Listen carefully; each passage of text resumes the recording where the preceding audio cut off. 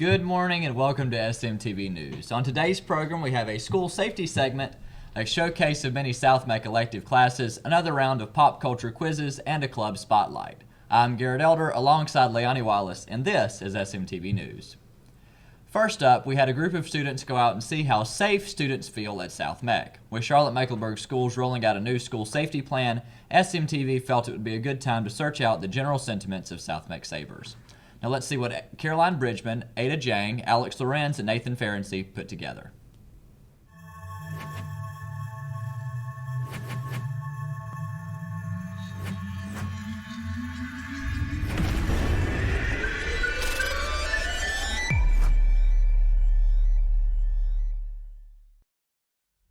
There have been lots of concerns about school safety. Let's hear what students think. I personally feel very safe at South Meck, especially since our new policy is in place where the doors are locked, and I'm always seeing security guards, so I always feel like there's somebody I can reach out to, especially if I don't feel safe. Here's what teachers said about school safety. I think safety, in hindsight, could metal detectors improve safety? I don't know. Now that I'm thinking, what I do believe would be a way to improve safety would be to change mindsets and to foster an environment that is tolerant of all and embraces diversity, and we teach respect and we teach ways to solve differences and learn to live together and find ways other than violent ways to learn how to cohabitate. At schools, I think safety is a big issue. I mean, with everything we've seen what happened at Butler, I think the biggest thing we can do to improve safety is just have more security guards and people, with less access to the school. Maybe fencing or, more secure access points. So that way, instead of having the ability to come in from any point on campus, it's all coming in through one point. Since we haven't been in the news lately, I would say we are much safer than some of the other schools that we've been hearing about. A gun here, a gun there. I feel like our security team here is pretty good about keeping an eye on people around the buildings. Here is what security said, the hardest part of keeping South Meck safest. The challenging part is you got to cover all your bases at the same time, like unlock a door, resume your responsibilities when you're done unlocking the door, try to pinpoint if you think there's going to be a fight, stuff like that. Monitor. There's a lot of monitoring to do, That's the most challenging, to be in multiple places at the same time. This is what administrators had to say. No, because usually the altercations that I encounter are nonsensical. You looked at me. Really? Let's fight. I'm serious. It's nonsensical. Mm-hmm. If it doesn't impact your food, where you live, your academics, it's useless. I don't see a... I think having more secured buildings with locks and students having access via their ID cards, and probably also a few more security associates and finally, to control students had campus. the chance to speak with Superintendent Wilcox. Let's hear what he had to say. Falls that you would have to run through for your different ideas about school safety then? Well, one of the topics that we're talking about right now is doing some random searches of kids. But the fact is it's not random searches of individual kids, it's random searches based on school location. So we would come randomly to South Hagerstown, that was my other district. We'd come randomly to South Mecklenburg High School, and we'd search every student on that campus. So there would be no randomness among students, because we don't want to open ourselves up to Fourth Amendment issues of, kind of an illegal search that's not predicated on any suspicion, if you will. So we talk about that. We talk about what would constitute a fair search, and so we eliminate the idea of randomness of individuals, but then we start to talk about, well, what does the search actually look like? If we're going to wand kids, how close do we get to the kids with a wand? What if a young woman says, I'd rather have a female do it rather than a male do it? Well, how do we have the resources there for that? What's the sensitivity that we would set those wands to? Would we make kids take off their belts? Would we make kids, who had just a pen in their pocket, empty their pockets? Would we look at book bags? So all those kinds of things are possible pitfalls if you don't think about them in the front end. Another big issue is, how do you queue up 3,200 kids at 7:15 in the morning and get them through expeditiously? Is that even possible? So those are the kinds of things we're thinking about. Check out SMTV on YouTube for the full interview with CMS Superintendent Dr. Clayton Wilcox after this show today. Next up, with class registration for the 2019 to 2020 school year already approaching, SMTV had a group of students showcase several electives from around South Meck. Take a look at what Luisa Trujillo, Skyline Carrette, Allison Ashrati, and Andrea Martinez put together.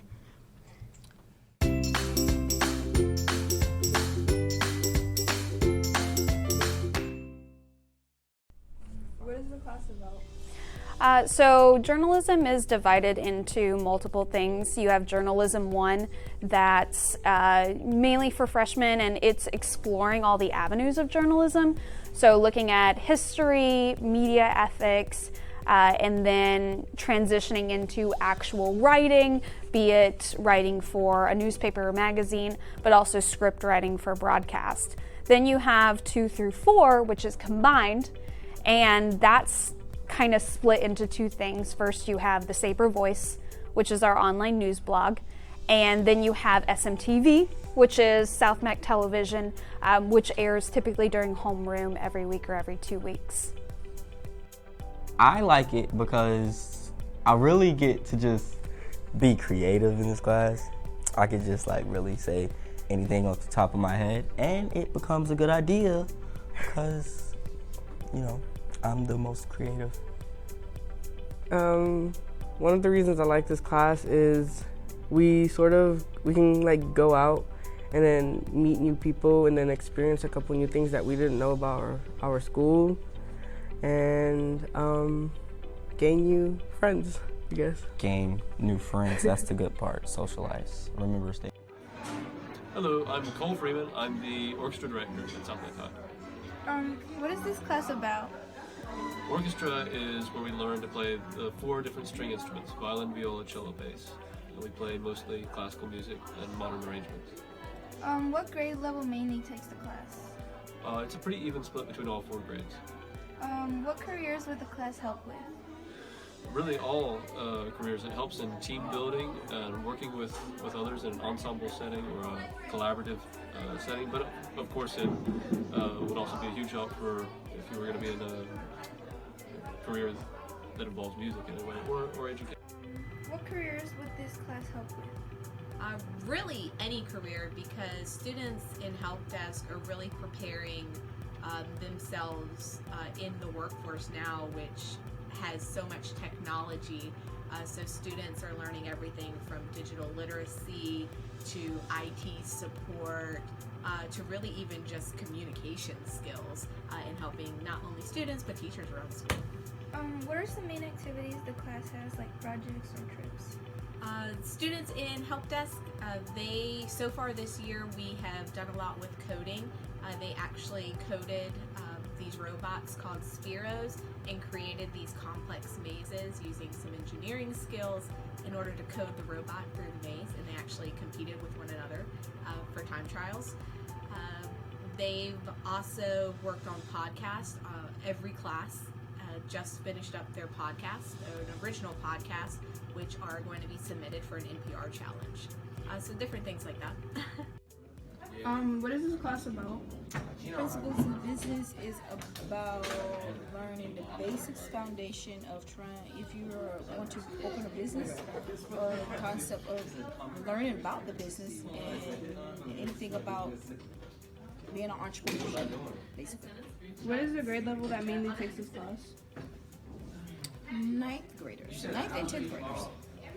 What career would this help with?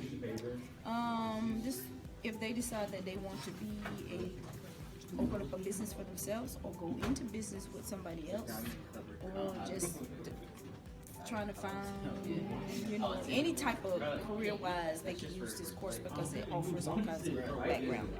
Why did you guys sign up for this class? I want to own my own business one day. Last year I took a sports marketing class and I thought this would be helpful. What's your favorite part about it? Miss Mac. Yeah, Miss Mac is mad funny.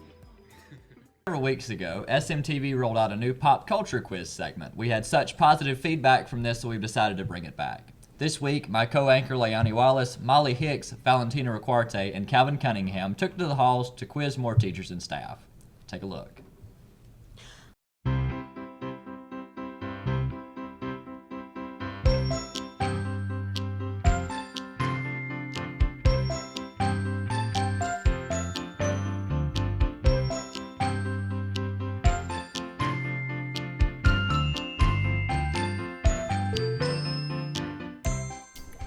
Who sings the song Thank You Next? Is it Halsey, Cardi B, or Ariana Grande? Ariana Grande. Ariana Grande. Yeah, I'm going with her. I have no idea. Okay. What does sauce mean? Having style? Is it a condiment or cool? I'll say having style. A condiment. The second one. Say condiment? No, condiment would be for a restaurant. Oh, yeah, that's true. Okay. No, yes, go. What does skirt mean? Going fast, blocking someone on social media, or go away/leave? To skirt something. To leave. leave. Last. To leave. Okay. I'll say go away. Blocking someone? I have no idea. What does I'm weak mean? I'm tired, I'm skinny, or that was funny? I'm going to go with funny. Weak in the knees. She's good. See? No, Told you. not. That was funny. I'm tired. Name as many SpongeBob characters as you can. Squidward, Patrick, Mr. Krabs, Sandy, Gary, is that the snail? Mrs. Puffs, SpongeBob. Which characters? SpongeBob. Oh, I got this.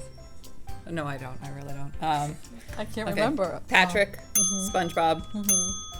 The girl, what's her name? Yeah, I don't know. Oh gosh, what's her name? Oh gosh, I can hear her voice. I just can't. And yeah, that's it.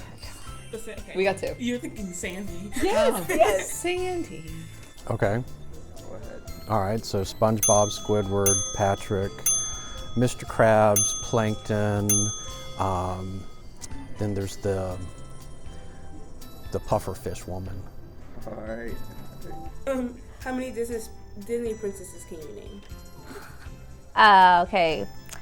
Cinderella, Snow White, Belle. I should know this. Tiana. I'm probably forgetting like the most popular ones. I think that's it. Okay. Cinderella. Cinderella. Oh gosh. Sleeping Beauty. Belle. The one from Princess and the Frog. Snow White. That's not a princess. Snow White. No, she becomes a princess. She marries a prince. She becomes a princess. Oh, okay. We said Sleeping Beauty. Ariel's not a princess. She becomes a princess. Becomes a princess. She's Okay, that's right. She daughter of Titan. That's right. He's just laughing over there. We're too old for this. I'm trying to think of that picture that has them. From Brave, the redhead. What's her name? Can't even think of her name. Elsa, Anna. They're princesses. That's right. Aurora. Thank you, Miss Miller. Any others? Moana is not a princess. Yeah, She is a princess too. Snow White. We said Snow White. I'm not sure. Moana. Yes. Good She's job. a princess? Yeah, she is. So there's Snow White, Cinderella, Merida, Jasmine, Pocahontas. Those are the only ones that I can think of off the top of my head. All right, thanks.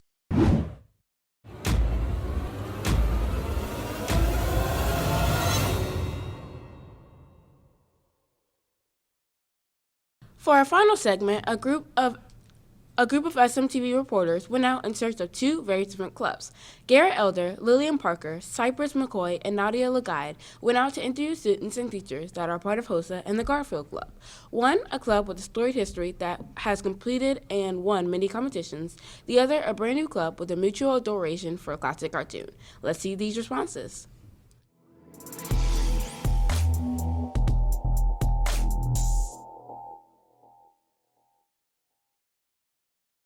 Okay, so HOSA is Health Occupation Students of America, and so we do a lot of things about the healthcare field and with careers and different activities and fundraisers that have to deal with the healthcare field. So generally, HOSA serves to just raise a lot of, or to host a lot of fundraisers, and also participate in a lot of community service events, and as well as host community service events.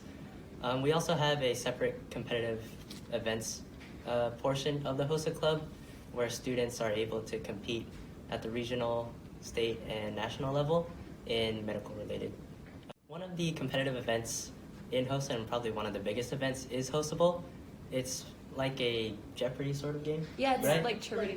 Like trivia. Yeah. And for the past few years, we've had 3 HOSA Bowl teams from South Meck, and we've swept at the regional level and at the state level, all for the past 3 or 4 years. So then We usually have an icebreaker, and then sometimes we have a guest come in who's been in a certain health field, and they talk about their career or what they did to get to that, what their position. And then sometimes we have games, or sometimes we play Kahoot. So we believe that anyone who's just has a slight interest in the medical field, we encourage them to join HOSA, as it's a great community that's really close-knit, and all the students support each other and share that interest in working in the medical field. So half the time they will watch a Garfield special, usually a holiday special, and then analyze its deeper interpretation. He has an undying love for Garfield. It is genuine, and I don't want to say scary, it's fun. All right, so they come in every other week, and they praise Garfield and talk about all the great things. So I don't know. Hello, my name is Parker Boyk, and I am co-founder of Garfield Club. Okay, why did you and your founder decide to start the club? We really just wanted to make a kind and accepting community for anybody interested in the art of Garfield. What do you do in club meetings? In club meetings, it can go from anywhere from art contests to gallery crawls of those art contests to quizzes about Garfield, just discussions about the philosophical analysis of Garfield. What do you do in club meetings? So really it changes from week to week, but we'll do quizzes about our knowledge of Garfield. We'll watch Garfield specials on TV, or sometimes we'll actually design our own Garfield comic strips. A reminder to all students and staff, if you or your club or organization has any upcoming events you would like to have us cover on SMTV, please email us at smtvannouncements@gmail.com. Or you can share news with us on our new website. We want to be sure we include all aspects of South Meck life. Also, don't forget to check out our news blog, The Saber Voice. All SMTV info, important links, and school news updates can be found there. You can access our website at thesabervoice.com. You should also be sure to follow us on Instagram and Twitter at Social Meck Media. Now, from all of us at SMTV News, this has been Garrett Leoni. Thanks for watching, and we'll see you in a few weeks. Now, be sure to check out the Saber Voice's full interview with Dr. Clayton Wilcox on our YouTube channel. For now, we wish you the best of luck in your new second semester classes. Make it the best one yet.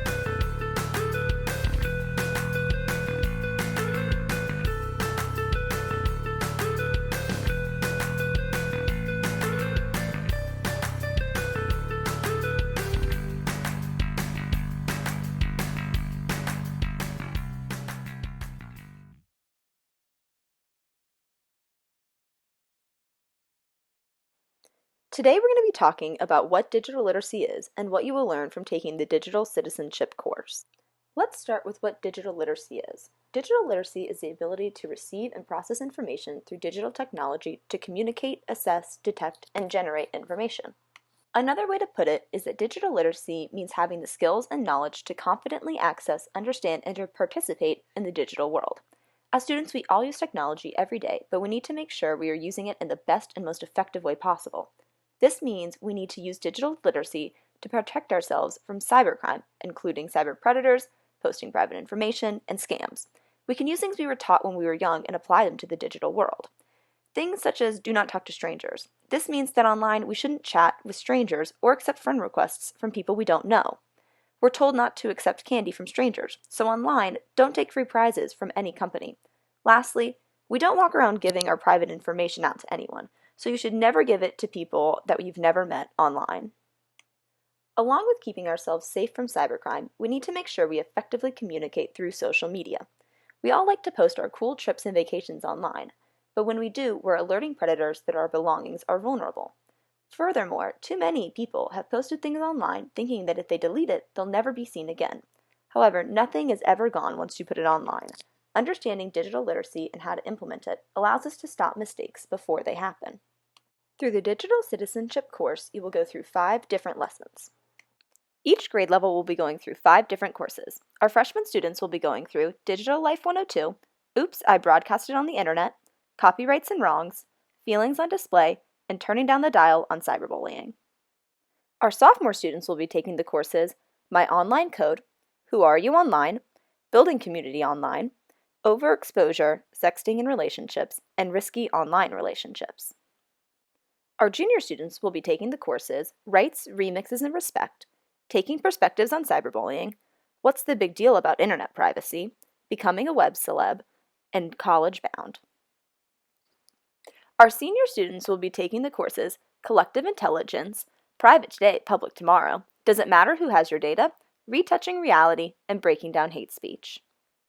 By going through this course, you can see some of the mistakes you might have made if you were put in certain positions, but more importantly, you can see the correct way of handling these mistakes, so when you're put out into the real world, you don't have to suffer the consequences of making a bad decision. Next, I'm going to show you how to access the Digital Citizenship course.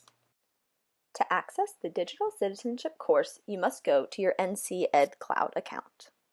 Once you are on the NC Ed Cloud website, log into your account with your username and your password. If you are unsure what your username and password are, talk to your teacher and they will give it to you. Once you have logged into your NC Ed Cloud, click on Canvas in the top left-hand corner of the screen.